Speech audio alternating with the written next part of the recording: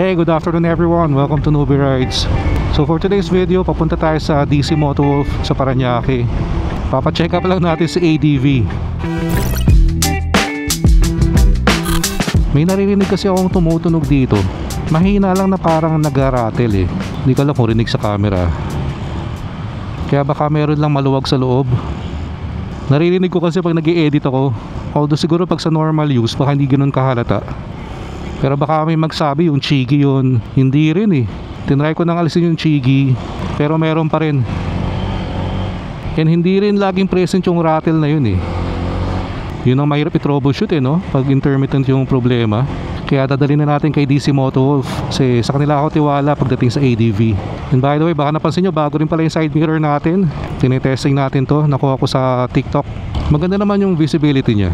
Medyo wide and malayo yung kita ko sa likod. Kasi medyo mataas yung pinosisyon ko eh. Pero itatry ko rin tong ibaba. Tingin ko mas maporma pag ganun eh. Hindi ko lang masagad yung baba ngayon kasi nakaharang tong switch ng MDL. Kaya try na rin natin paayos kay DC Moto Wolf. Baka pwede nilang ilipat ng posisyon tong switch. Bala ko sana ilagay sa baba. Pero so far so good ah. Satisfied ako dito sa side mirror na to. Kung napapugian din kayo sa side mirror na to, kung gusto nyo rin, don't worry. Lagay ko yung link sa description box. Ramdam mo rin na magsa-summer na eh. Init na ng panahon. Sumasakit na naman yung araw sa balat. Kaya nag-arm sleeve na rin tayo eh. Siyempre alam naman natin na hindi rin maganda yung prolonged exposure sa harmful na UV rays. Kaya ako mag-ride ka, make sure na meron ka rin enough protection. Hindi lang helmet, hindi lang riding gloves. Siyempre pati yung balat mo, kailangan protektahan mo din. Tingnan na rin pala natin kung meron tayong mga pwedeng bagong ikabit kay ADV dun sa DC Moto Wolf. Kasi minsan kahit okay naman yung setup nyo, like for example ako, goods na goods naman ako dun sa isa kong side mirror, pero tinry ko to. Kasi pag same setup ko for a long time, nagsasawa ka rin eh. Kaya dapat from time to time binabago mo rin. Para may natatry ka rin iba. May isa pa nga akong gustong subukang side mirror eh. Nakita ko yun doon sa launch ng Honda Giorno Plus. Yung racing side mirror yata yun. Yung manipis lang, tapos pwede mong i-fold. Legal ba tong side mirror na to? Nipis eh. And foldable na side mirror. Parang racing side mirror. Hindi ko nga lang alam kung legal ba yun o pang show lang. Pero subukan ko pa rin yun, kahit sa amin lang. Para ma-feel ko lang and ma-experience yung racing side mirror.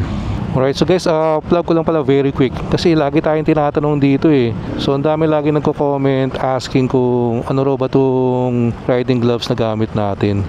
Ito. So this is a Rock Bros. Ito yung nag-trending na glove sa TikTok. Paborito ko rin ngayon to kasi very comfortable and merong protection pa rin. Sensya na guys ha, para nagiging TikTok showcase na tong video na to ha. Pero seriously, sinishare ko lang din yung mga good items na nabibili ko. Yung mga feeling ko sulit na sulit talaga. Wala kasi sa bokabularyo ko yung gatekeeping. So medyo malapit na tayo sa DC Moto Wolf. Ito na yung munisipyo ng Parañaque. Pero guys, kung scooter owner kayo, lalo na ADV 160, stay tuned kasi papakita ko kung ano yung mga meron doon sa DC Moto Wolf. Alright, so we are here, DC Moto Wolf. Alright, specialty nila dito ADV 160. So ito, they have yung mga top box, yung mga upuan, yung mga crash guard. Tara, pasok tayo sa loob guys. Okay, nandito tayo sa loob ng DC Moto Wolf. So subukan ko eh yung mga face enhancer. Ito naman radiator cover yata. Ito sa footboard. May mga rack din dito kung naka top box ka. Kung naghanap naman kayo ng MDL or Oxlite, marami ring selection dito. Yung pati yung mga bolts, yayamanin bolts yata yung tawag dito eh, no? May mga oil din pala sila dito. Kung gusto nyo magpa-change oil pala, pwede rin dito sa DC Moto Wolf. Sir, salamat. Kap, salamat. Sige sir, ride safe. Sir. Alright. Maraming salamat DC Moto Wolf. So nabawasan naman yung rattle kasi dito sa right side nang gagaling kanina eh. So binaklas lang lahat ng fairings, then binalik, then sinigurado lang na mahigpit yung mga screw. Yung pa naman na masakit sa ulo, no? Pag may hinahanap kang rattle. Kahit sa mga sasakyan ganun eh, pag mayroong rattle sa dashboard, nako, nakaka-stress hanapin yun. And hindi lang dito meron eh, itong gas tank cover, nag-rattle din ng konti. Pero yung dito sa gas tank cover mo, wala na namang solusyon. Ganyan na talaga siya. So wala rin talagang perfect na na motor.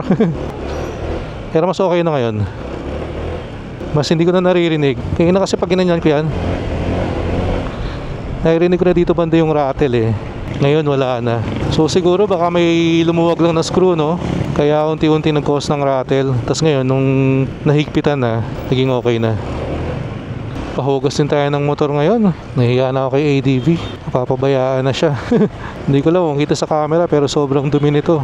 Ayan, no? Nagpuputik na eh. So doon sa mga ADV owner dyan, pa-comment naman kung meron din kayo naririnig na mga rattle sa inyong mahal na motor. Ito rin palang switch, tinanong ko kung pwedeng ilipat sa ilalim. Pwede naman daw pero may mga iba pang gagawin. Kumbaga hindi siya plug and play lang, parang dito. Eh, sabi ko tsaka na lang kung ganun. Kaya ako lang naman gustong ilipat sa baba kasi to, para nga mababa ko tong side mirror. Pero goods naman ako sa current na position niya. First time kong gumamit ng arm sleeve ah. Okay din pala, komportable din. Kala ko kasi dati masikip ang pakiramdam pag may ganito eh. Hindi po naka-cycling shorts ka. Hindi naman. May na-meet din tayo kayo dito sa, sa DC Moto Wolf. 1 month pa lang yung ADV niya pero grabe. Sagad na yung touring setup. Parang wala masyadong ganap sa video na to ah. Sinama ko lang kayo sa errands. Pero okay na rin para malaman ko kung gusto nyo rin yung mga ganitong klaseng content. Para kung gusto nyo naman, pwede nating dalasan yung paggawa ng ganitong video. Yung tipong wala lang. Lumabas ka lang ng bahay. Alright. So dito ako nagpapahugas ng motor. So sa mga taga South, lang to, President's Avenue. So we are here. Alright. Ang ganda dito, pwede mong panooring hinuhugasan yung motor mo. Ang ganda nito, nabili kong arm sleeve yo. Very comfortable. Sa panahon kasi ngayon, summer na eh. Mainit yung panahon. Hindi ka pwede mag-ride ng walang protection. Tapos papartneran ko pa nitong riding gloves na to. Hindi bagay na bagay. Yung nakaganito ka, solid na solid yung mo, riding get up. Alright, bagong ligo na ulit si ADV. Iba talaga ang dating ng black ADV pag malinis eh, no?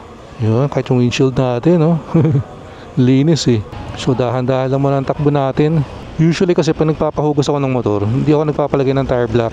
Eh nakalimutan kong sabihan yung si kuya kanina. So nakita ko na lang, nalagyan niya na ng tire block. So hindi siya advisable sa motor kasi baka dumulas yung gulong eh. Pero yung footboard ko sobrang dulas. Ang next naman natin ipapalinis si Z9. Napakadumi na rin nun. Alright, so sana magustuhan nyo rin yung mga ganitong klaseng video. Yung hindi test ride, hindi tayo nag-feature ng showroom. Yung lang, anything under the sun lang. Yung sinama ko lang kayo sa mga errands ko for the day. And also, road to 15,000 subscribers na tayo dito sa YouTube channel natin. Kaya kung hindi ka pa nakasubscribe, please click the subscribe button below. And please like and share the video. Alright, so maraming salamat sa mga sumama sa atin today. Kita-kits tayo sa next video. Ingat kayo lahat palagi. Always ride safe. Peace out.